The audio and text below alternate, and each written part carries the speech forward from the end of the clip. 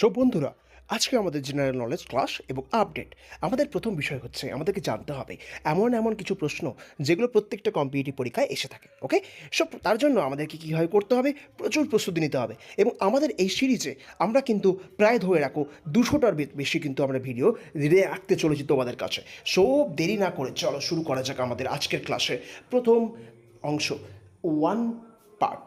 ওকে, so প্রথম বিষয় হচ্ছে আমরা আজকে কথা বলছি নদী নিয়ে। ওকে, সো নদীর ক্ষেত্রে আমাদের কিন্তু প্রশ্নগুলো বিভিন্ন কম্পিটিটিভ পরীক্ষায় প্রচুর এসে থাকে, যেটা কিন্তু আমরা আগের প্রশ্নপত্র থেকে আমরা দেখেছি। তো আমার এখানে বিষয় হচ্ছে এটাই, 10টা কিন্তু আমরা প্রত্যেকটা সময় 10টা করে আমরা কিন্তু জিকে দেবো এখানে।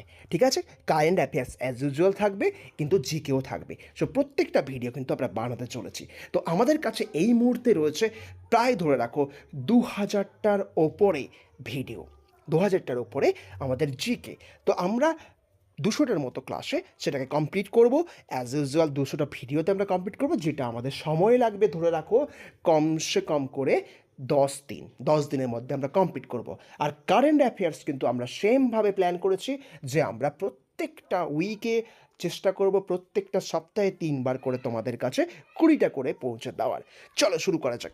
প্রথম প্রশ্ন হচ্ছে, কোন নদী পৃথিবীর বৃহত্তম বদ্বীপ গড়েছে?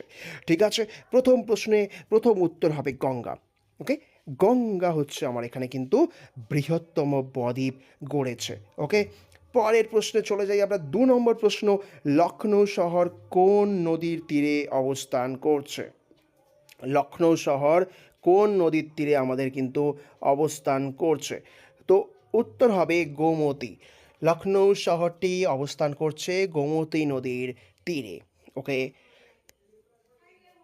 প্রশ্ন নম্বর 3, পশ্চিমবঙ্গে গঙ্গা নদীর কতটা দৈর্ঘ্য রয়েছে?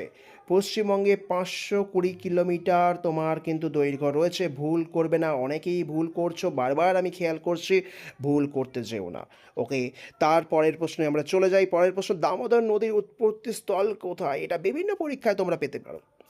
ছোটনাগপুর মালভূমি তোমরা পড়েছো ছোটোবেলাতে, আবারও পড়বে, প্র্যাকটিস করো। আশা করি আমাদের এখান থেকে যারা ডাব্লিউবিসিএসে এবারে প্রিলিমস ক্লিয়ার করেছে তাদের মধ্যেও অনেকে এই পড়াশুনোটা কিন্তু আগে থেকে করেছে বলে আজকে সাফল্য পেয়েছে।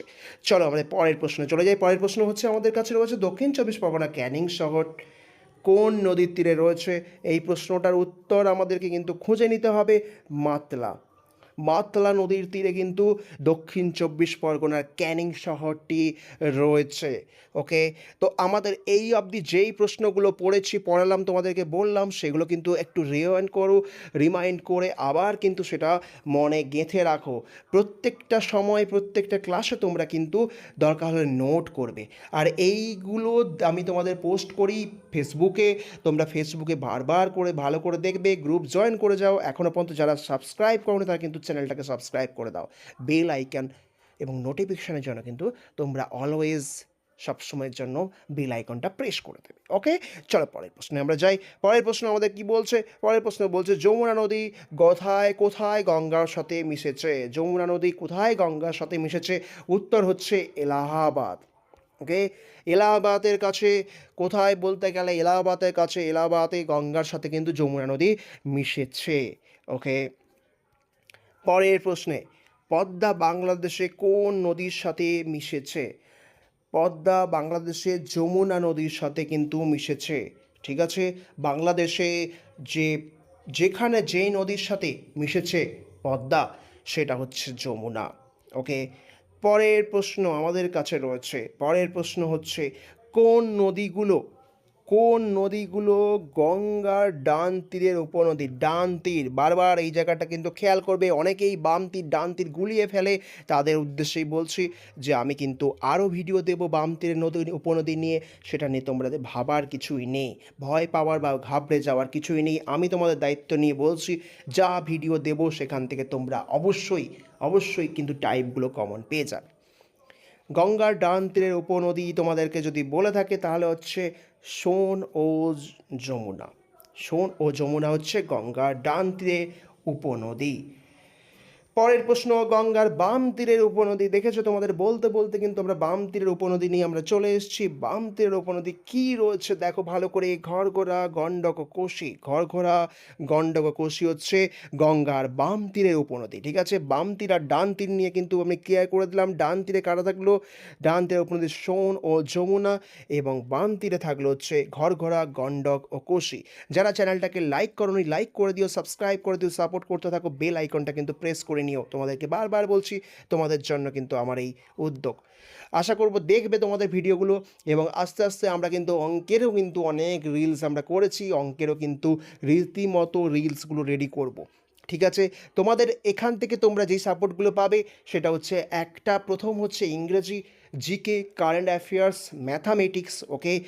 আর আমরা চেষ্টা করব তোমাদের জন্য যাতে আমাদের হচ্ছে রিজনিংটা তো থাকবেই, অ্যাজ ইউজুয়াল রিজনিংটা থাকবে কিছু কিছু, এবং যদি কোনো অন্যান্য পেপারে তোমাদের হেল্প লাগে, যেগুলো আমরা সায়েন্স বা আর্টসের বিভিন্ন পার্টগুলো, সেগুলো কিন্তু আস্তে আস্তে করব। বাট এইগুলো আমাদের কারেন্ট অ্যাফেয়ার্স, জিকে, আমাদের হচ্ছে যে অঙ্ক, রিজনিং, ইংলিশ, এইগুলো হচ্ছে আমাদের মেইন জিনিস। ফান্ডা ক্লিয়ার এগুলোতে লাগবে। আর আমাদের কাছে রয়েছে হচ্ছে জব আপডেটস, ওকে। চ্যানেলটা এই জন্য তোমাদেরকে সাবস্ক্রাইব করতে বলছি, আশা করবো হেল্প হবে, বন্ধুদের কাছে শেয়ার করে দিও। ওকে চল, কোন নদীকে, এটা অনেকেই ভুল করো, ভারতের নীল নদ বলা হয়? সিন্ধুকে ভারতের নীল নদ কিন্তু বলা হয়, সিন্ধুকে ভারতের নীল নদ বলা হয়ে থাকে। ওকে, এটা অনেকেই ভুল দেখেছি সবার।